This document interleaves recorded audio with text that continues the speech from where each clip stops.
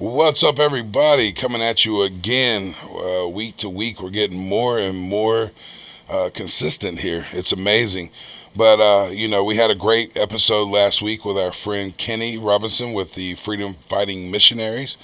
And, that was a long time coming. That was me and Kenny knowing each other for years, literally coming from nothing, both of us, and developing ourselves and starting to be something. And we stay in touch, and I want to support his organization, but those talks led to more talks about how can we correct a lot of things that are wrong, not only with this industry, but with this country and with this world, ultimately. But, one of the things we talked about was re-entering, citizens re-entering society, coming out of incarceration. And amongst other things, how minorities are being left out of the cannabis industry, and how, the pool of people in general is hard to hire from, because a lot of people lack knowledge and training and workforce experience that they can talk about. Many of those that have the experience either are in prison or have gone on to start legal cannabis businesses. But anyway, as the world does for me and all of you, if you paid attention, the world and the universe brings you exactly what you need at the right moment. You just got to be receptive and open and be sitting there waiting on it. And this situation and our next guest is no different. I'm also a realtor, for those that don't know, and I came across our next guest in a real estate transaction. And full circle, we ended up connecting through social media, and come to find out, we have a lot of a lot of our life goals and our passions are in alignment. And I think we're kind of see the same holes, the same issues, and we're going to try to work together to create better situations. Absolutely. Without further ado, I'd like to introduce my next guest, Miss Q Nicole. We'll go with Q. Yeah. She is here representing NC3, and I will let you talk more about what that is. But thank you for being here. It's just truly getting to meet you in the last couple of weeks. Feel like I've known you forever. But I love your story. I love everything you got going on. But introduce yourself. Absolutely. So first of all, I'm honored to be here, and I definitely want to say that I'm a huge King Canna consumer. Myself I as well. am. That's the only thing that I consume. So kudos to the Church. team Thank and you. to the vision. My name is Q Nicole. I am the CEO and founder of WH Farms Co. We are a vertically integrated botanical manufacturing company. We are also in the industrial hemp cannabis space. Like Mike and Crown Town, we have a more non-psychoactive focus because we are really all about elevating the wellness benefits that God gave us through this plant. And I also am the vice chair of NC3, which is the North Carolina Cannabis Chamber, started by myself and my co-chair, Kelly Riddle, formerly of MJ Biz. We are both professionals in this industry from different angles. Kelly has more exposure to the psychoactive and what's happening on a national scale. And I am, 5 years in the game, kicked out of 7 banks, denied from multiple commercial real estate opportunities because of just the stigma in the industry. A CEO who's fed up with the limitations and decided that we needed to be the change that we seek to see, and so wanted to stand up an organization that really helped to build the groundwork for the coming cannabis industry and economy that's happening in our state. We are not an organization that's like more politically minded. Like, we don't have to have conversations about should we legalize or not, because we already know that legalization is pending and on the way, just a matter of how and when. Our main focus with this organization is really developing the economic roadmap for businesses like yours, like mine. And with that comes a lot of what we've identified as our shared passion. We are very passionate about creating career pathways for the people in our company. You share the same as a leader in your organization. And so we just felt that through this organization, one of the main missions that we could tackle is workforce development skills, because it is a very nuanced industry. If you've built 1 million websites, if you've never built a cannabis website, you need to get trained, because it's a different game. You could have, litigated a million cases, but if you've never litigated for a cannabis cannabis plant touching company, you have to know, the law differently. And so that our industry, as it explodes, is opening up opportunities across multiple career verticals, from manufacturing to cultivation to banking to, advertising, marketing, everything. Like literally every job that you can hold in the world, cannabis will need that. And because we're so nuanced, we have to train up the workforce that we seek to hire from. So to create a larger pool, that's one of the initiatives of NC3, along with business education, which is something that we've been through WH Farms Co. offering for a number of years to our white label customers and clients, and then destigmatization. Right. Because my biggest, statement is that the plant is innocent. Like, leave her alone. She's really not the problem. And so we want to help make sure people understand that. Incredible. It's manifestation is a real thing, from seeking and wanting to do this to having you sitting in front of me in just under a month is truly incredible. I couldn't say any of that better, and that's rare. But that's incredible, and all that hits home. There's a lot to unwrap there. I, too, have shared some of the pains with the banking and all that as well with you. Let's take it all the way back before the NC3. You're in the farming space. Yeah. And as I talk about often on the show and in my life, is how often minorities are left out of this industry, but even more so minority women. Yeah. What got you into this, and what was your path? What's your why on that? So my background, I spent about 16 years in commercial real estate development in Washington, D.C., graduate of the University of Maryland, College Park, go Terps, nice. And I transitioned into a licensed general contractor developing residential and distressed properties in the Washington, D.C. market and selling them for about 5 or 6 years. And in that season, I lost my father. And so when I lost my dad, I was overwhelmed with grief and anxiety. And, having a type A personality that's always like running ships and overseeing crews, I didn't have a space to grieve. When you right. are buying distressed properties in DC, as is $500,000. So it's like, what space do I have to cry? I have to kind of keep moving. And right. and that in and of itself created some health challenges. And so when I went to see a therapist, they started to suggest a more prescription option to manage anxiety. And I've never really been a pill type of person. So I kind of wanted something a bit more plant-based. Because I was in that market, it was recreationally and medicinally legal. So I decided to kind of, go from my one experience in my earlier years of middle school being a dare kid. Yeah. I decided in my adulthood, let me see what this plant is all about, right? And it changed my life. Right. It changed my understanding of what it would offer. It helped to eliminate brain fog. It helped me to properly compartmentalize things. Like, it was an entire experience. And I actually felt like my running shoes were laced up again. I was like, oh, this is all I need. And so it became a way that, and this is how I learned the term self-medicate. Because when I went back to tell my therapist about the benefits, and I kept saying, but I don't want to become an addict. And she said, I don't think that you are looking at it correctly. You're self-medicating. And at that point, it was like a light bulb, like, oh, this is truly medicine. Because although I was participating as a consumer in a medicinal market, I was still plagued by unconscious biases that I just didn't quite understand until I became a patient, right? And so aside from that, I saw the Speaker of the House, Boehner, make a decision to go from being a very well-respected federal politician to being a very well-respected and compensated cannabis consultant. And when I saw that happen, as someone who, I grew up, I'm an 80s baby, the 90s war on drugs hit my family. I have a brother who has, experienced all of the bad of this industry and also has had federal sentences and as a result of it. And so it was no way that I could watch my family lose so much and me not take my aptitude and business acumen and my drive and make something happen in this industry just off of my respect for my mother alone. Like, I saw those tears. I was in the court when he was sentenced the last time. And so when you have those real emotions that, kind of emerge, you kind of look at it and say, okay, we need to make our way in this industry because my family's already paid.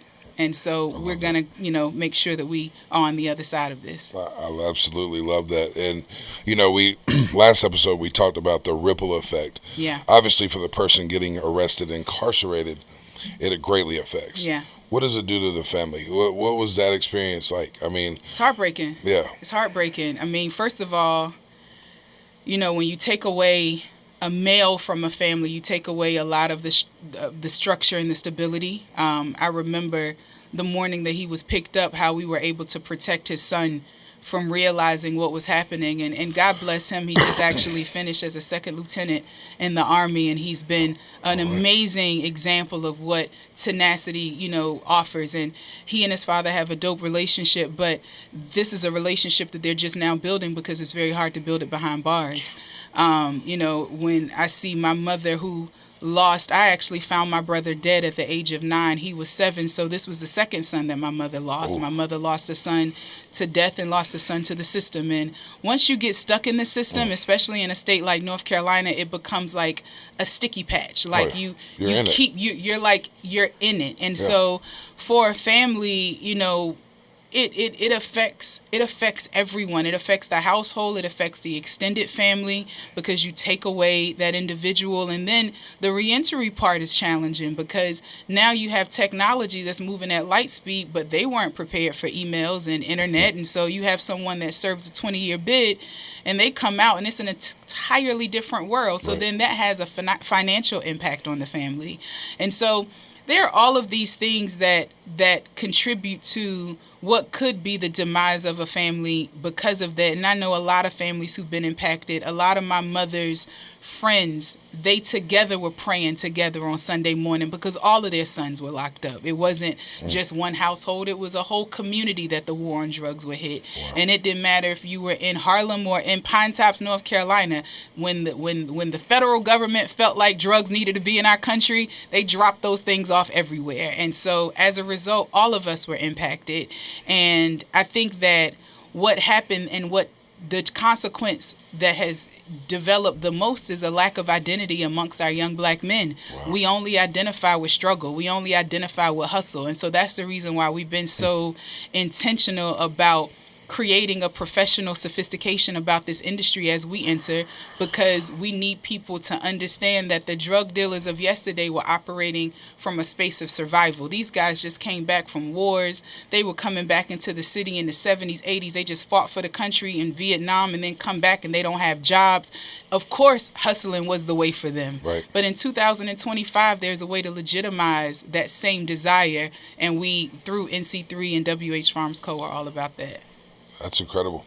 I often think about that too. Having a lot of family also in the military, a lot of times their reentry programs have a lot to be desired. Yeah, to put it the nicest. Yeah. And the same deal. They try to throw medications at them, and But yeah, that's what makes it so bad. I mean, this whole cycle was created. Yeah, it was. Listen, Tupac said it best: America eats its babies. That's absolutely true. Yeah. Well, we now know the CIA was driving these drugs coming from South America into our city streets. Absolutely. And there was it Dr. Uman or someone that talked about even through slavery, even through the most challenging times, the black families, the African American families, stayed intact in structure. We're rooted in faith. But it was through the crack epidemic that was actually destroyed in a lot of inner cities and things. So. Because a lot of our parents, from a generational perspective, my mom is a silent generation. Right. She didn't understand my brother's desire for weed. Right. And if I'm frank, he didn't sell that. He smoked it. So, with that said, she really didn't understand why he was so attracted to it. But what he knew that we didn't know is that it was medicine. Sure. I remember when one of our great uncles, who's now passed away, was having some challenges with his vision back in the 90s. And my brother was like, oh, just give him some of this. It'll help with his cataracts. Right. He knew then what the power of it was. Sure. And so it created an opportunity for there to be a real generational divide between the elderly and those that were raised by the hip-hop generation. Yeah. And so what I feel like this industry opening up has done is created an opportunity for individuals to understand, like, we're bridging the generational gap. Right. Now we have, those who were baby boomers who participated in that wild era looking for hemp. so that they can smoke it again, because it reminds them of what they were Sure. smoking from previous years, and way we're really better. passionate about that, I'm like glad bringing that- generations I'm together. glad the 90s weed went away with the 90s, so I'm glad about that. I used to end up with a QP of seeds just from a pound. But yeah, that resonates, and that's real. I was fortunate enough to have a mom that was very open and honest about cannabis use, because my father passed away of alcoholism. Okay. So she always kind of pushed me towards cannabis, and for me it was living a double life, because I got to live this life at home where it was normal or whatever, even at a young age, and then where I had to completely lie about it through being a child into my professional life and my career in banking and everything else. And with the 2008, it was like the coming out of the closet party for me. And of course, everybody knew by the time. I mean, look at me. Everybody's like, yeah, that guy's high right now. But it was really an incredible experience, because during those times in the 90s, you felt immediately like a second-class citizen. Exactly. Just because I had the same desires, it sounds like your brother had, where it was there that really sparked my curiosity, because I always knew it as just that stuff my mom smoked. Right. But then when I went to Dare, you're going to lose your house. It's going to lead to other drugs. Your parents are going to have to put you in foster homes, this whole nine. And I went home pissed off at Mom. And I'm like, Mom, you lied to me about this stuff, which ultimately led to my, around 11, 12 years old, my curiosity, and I picked up one of her roaches and smoked it. And it was love at first sight. I swear, I think I Love You, Mary Jane started playing in my head right at that moment. But you got Caribbean somewhere in your system. I was actually disappointed. I only have like 1% African American in my DNA. I thought it was for sure more. But it was great. And I was in love at first, and going through corporate America, I too had anxiety issues and things. And my doctor had me on Adderall in the morning. Exactly. I would take a Cymbalta during the day, and then Xanax to go to sleep at night, and I felt nothing. Yeah. And during that time, I was so scared to pass a drug test that I only took the prescription drugs. Yeah. But I think 1999, I think it was the MTV Music Awards, was like the last time I did not have cannabis in my life every day. But with all that said, we got a long way to go, and we're not there. We still have people sitting in jail, life sentences right now for possession of cannabis, and these 3-strike laws are still affecting families and things. But let's dive a little more into the NC3. This is something you started recently. You're really gaining traction. You're building this thing up, and you kind of gave us this deck to look over. We had a pre-discussion. I wish we would have recorded that. It was a lot of great sound bites in that, but some things here you put that were actually surprising, even me being in here. North Carolina is actually the 6th largest hemp producing state in the U.S. Yep. We produced 196,776 pounds of hemp grown in North Carolina. There's 1,450 retailers, which I think there's more. I think we got that many last week that popped up. And $203 billion is the projected U.S. cannabis economy impact by 2020. Yeah. And then over 420,000 jobs. I think that's cute in the cannabis industry. Yeah. But, we talked about it a little bit off the show. It's like, as impactful as these numbers are, and obviously cannot be ignored, we're still in a space where we're having to make it palatable. Instead of calling it North Carolina Cannabis Chamber, we call it NC3. NC3. We went through the same thing. We were Charlotte CBD, and that was great. And then we became Crowntown Cannabis, and that word cannabis has led us down more roads we didn't want to go down. Yeah, it's definitely a trigger. Right. So even South Carolina saying we can't have it on our building until cannabis is illegal federally, which it is. Different story. But we're still in this place where we're having to feed bits to the people, to the masses, to normalize. Yeah. And I think what you're doing here is great. Thank you. One of the things we talked about as well is that it's not just growing it. It's just not retail. It's not just extraction. Yeah. It's so many other areas to this industry. Yeah.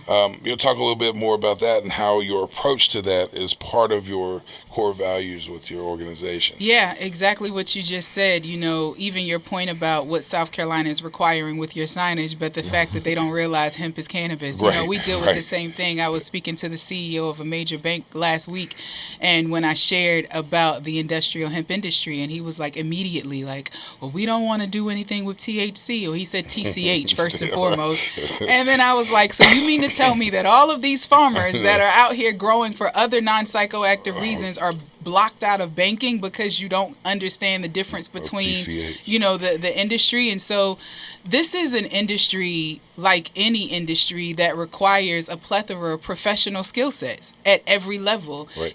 From technical skill sets, from manufacturing skill sets, from logistic, driving. This is, even something as simple as transporting the product. Like All of this comes 100%. with a specialized skill set, and we have to build up our talent because we are the employers. Right. We are the people that are building out the facility from farm to manufacturing, etc. And we have to hire this talent. And I know that you and I share this with everyone that we've hired with WH Farms. We also have to train because they may come with a certain background, but if they've never dealt with cannabis before, we got to test your always a patience. twist. We got to test your patience, see Right. how long you Right. can last. But it gives, this passion is driven from actually being boots on the ground and really understanding that there's no reason why companies like ours shouldn't thrive and really participate in a lion's share of what the market opportunity is with the right team. There's no reason why we shouldn't be able to stand up jobs and help, provide above average wages to households. There's no reason why, I come from a blue collar family. My mother worked in a factory. Right. The education that she afforded me was from a factory job. There's no reason why we can't provide those same types of opportunities to others because the industry has a demand and the demand will require a workforce. And so NC3 is really all about not getting into the weeds of the preference of how we choose to approach the plant. They're going to make a decision. It's likely going to be very soon. But when they make the decision, we need the players, the ancillary businesses to understand we're here. I share candidly that I was kicked out of First Citizens Bank couple of years ago in order for and then now they are the number one hemp and cannabis bank, right? So we've watched this vacillation of opinion from high profile companies and politicians and agencies. And so because we see them vacillate, I felt that Kelly and I, my co-chair, and I feel that by presenting a very polished and professional opportunity for them to understand and really digest the breadth of the industry, that we would be able to not just help our desires, but the desires collectively of everyone, from tax revenue to job creation to just forward progression of skill set development. And the other thing that we also do through NC3, which I see being a big national conversation, is everybody's angry with those of us who chose the hemp route, right? Like everybody wants to but at the end of the day, we all sit and own our own decisions. And so, I'm going to own mine and everyone has to own theirs, but we operate under a federally legal bill, and we recognize that as much as the psychoactive marijuana side may decide that hemp is illegitimate, at the end of the day, you will need us in order to exist. So it's best that in our state, we show what it means to come together. So we're bringing the industrial hemp cultivators in the fiber and textile space and non-psychoactive cannabinoid like ourselves and psychoactive cannabinoids like you. We're bringing all of the players together because we can't keep operating divided. Not when banks see us as one banks see us as one entity. Corporate commercial brokers, where we have to go to get expanded warehouse and manufacturing space, see us as one industry. So why would we be divided if when we have to stand up, we have to basically represent an entire industry? So we're all about, unity. Yeah, this was crazy. We used to have unity around this plant, which all of it, again, is the same plant. Hemp, marijuana, which I hate the word, cannabis, medical, recreational. It's all the same. All the same plant. Just different variations based on chemical compositions. And how it's taxed and regulated is how I tell people. But, again, it's funny you say that. I just purchased my fourth home in 15 years, I guess, 20 years maybe. And no problem getting approved or whatever, credit score is fine and all that. Well, this past time, I had taken dividends showing that I'm owner of a hemp and cannabis company, and I was denied all three federal loans for Fannie Mae, Freddie Mac, and the other one. I always forget the last one, FHA. So I actually had to go to a state employees credit union to get funding for Back that. for it, yeah. And it's crazy. It's like my credit store's still the same. I'm still getting paid from the same company I was getting paid from last 2 times I bought a house. Yeah. Because I took dividends as an owner Yeah. of the company, they denied me, and it's insane. And Yeah. crazy enough, the same bank, and I won't mention them, that we bank with, that is the number one hemp banking bank in the country. I apologize, Would FC. not, would not finance that either, because it's funny. But yeah, to your point, and everybody talks about the Safe Cannabis or the Safe Banking Act and all that other things. It's like that's great for what the marijuana market, again, hate the word, but we're already federally legal. Yeah. And that guy, when he read off my denial on my on his computer screen, he was like, "You've been denied because you're in the marijuana business." And I was like, But I can't be. I said, "Could you send me a screenshot of that email or It's something?" absolutely illegal for you to say, "How right. can I be?" And he was like, "Well, I don't want to lose my job." I was like, "Can I get a copy of my?" And of course, the denial was like, "We just deny you. That's it." You know? But I was like, if I could have got my hands on an internal email that says because I'm in the marijuana business, Because clearly, right? yeah, So, there's nothing that tests out above 0.3%. So right. the thing, interesting point. I sat in a focus group with the Government Accountability Office, which is Okay. the federal comptroller. Right. They take information from different types of businesses and make reports to Congress. And so they invited me to speak to talk about being a plant touching cannabis company. I sat in this focus group with 14 other plant touching cannabis companies in legal markets. So I was the only hemp cultivator, but everyone else was either a dispensary owner or cultivator on the actual marijuana side in a legal market.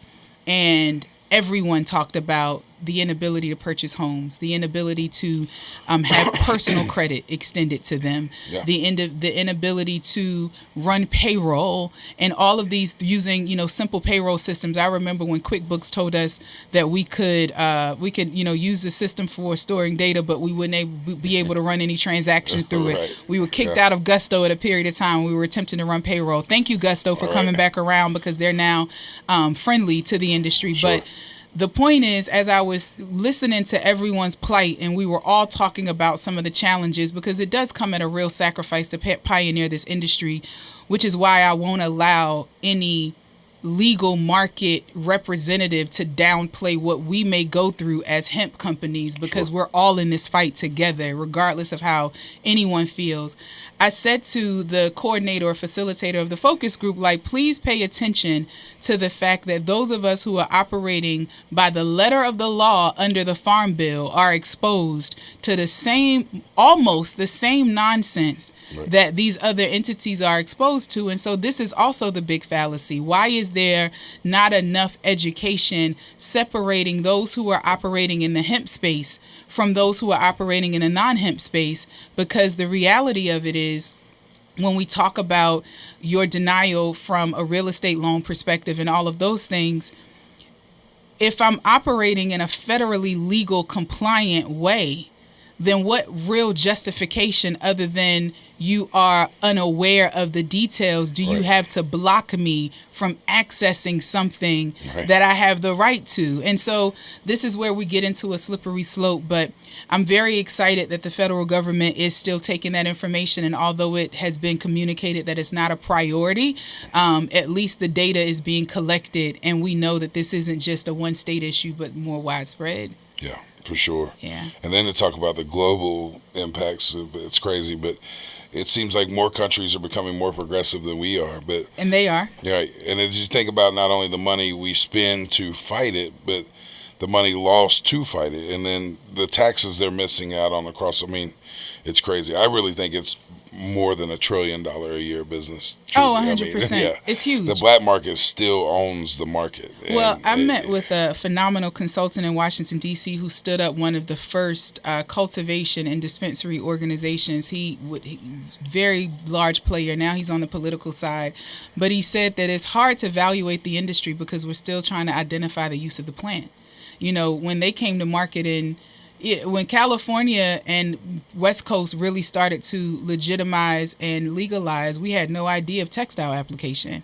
Like we still are identifying the impact of the plant. And so we still don't know how big it is. Right. And that's what I tell people. If it could be made from petroleum, it could be made from hemp. Yeah. And that's everything. Yeah. Everything. And way more economically friendly, way more politically friendly, way more earth friendly. Yes. I digress.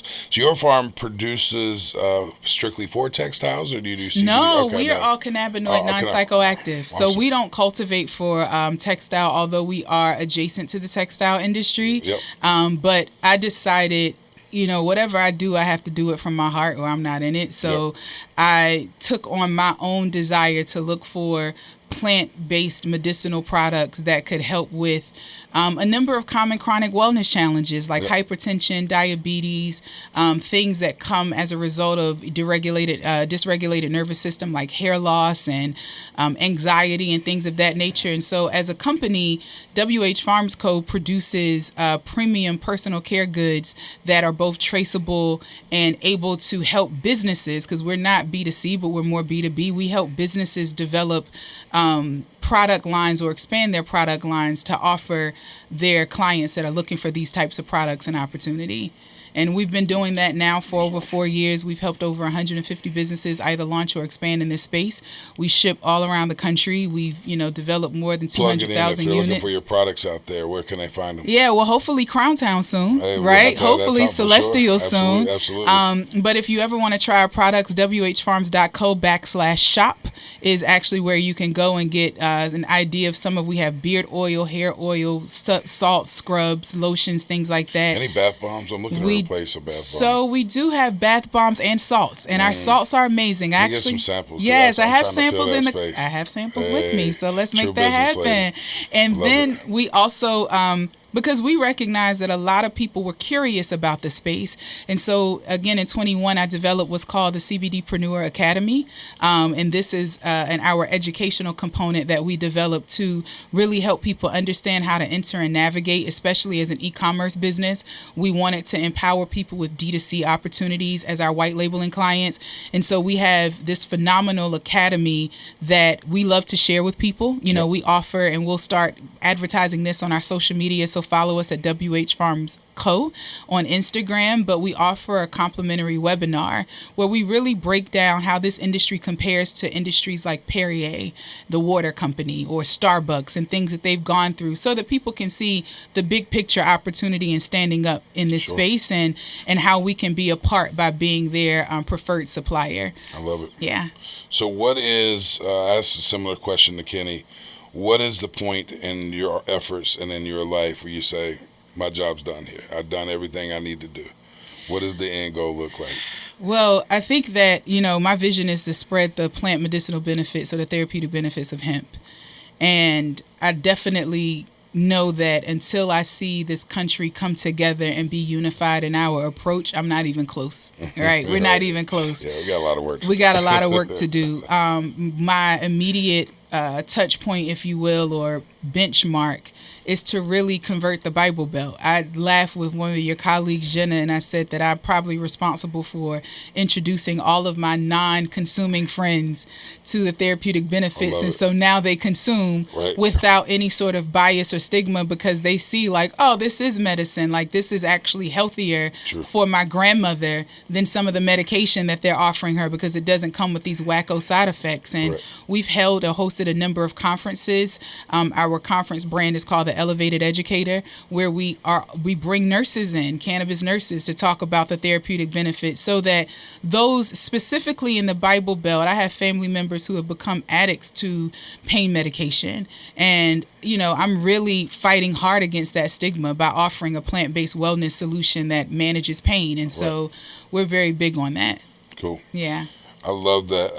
I can sit and talk to you forever. It's like hearing, there's other people out there that have the mindset of how big this is, how much bigger it is than us. And the plant, man, the great connector, the great equalizer, and the roots, and what it does for our society and helps build. But I think this is going to be the first conversation of many. I think we got a lot of work to do, and I look forward to working with you and your organization. Thank you. So much more. Real quick before we jump over, coming short up on time, you do have an event coming up in Winston-Salem. I don't think it's open to everyone, but there is an event coming up in Winston-Salem that is April 28th. We're going to be honoring some pioneers in this industry in our state who are making major contributions to this industry, both from the indigenous community on the western side of the state, as well as some of our local politicians and research professionals at local institutions. So again, really bringing that sophistication and professionalism to the space. It is a private event. It is by invite only, but it is only so that we can create larger opportunities for destigmatization and education. So look out for NC3. You can follow us on our website, LinkedIn, and social. You can sign up for our newsletter, and hopefully we can get some of that recorded so we can share it with our audience, because I think it'd be impactful and great. But again, thanks for being on the show. It's a true honor. I look forward to doing a lot of work with you. I like what you're doing out there. I love what you're doing for the community and for the people. Keep moving, man. Keep doing Likewise. it. We gotta change. We gotta be the change. We do. And challenge to both of us to make these changes. So, again, thank you everybody for joining us, for supporting us here at Let's Be Blunt.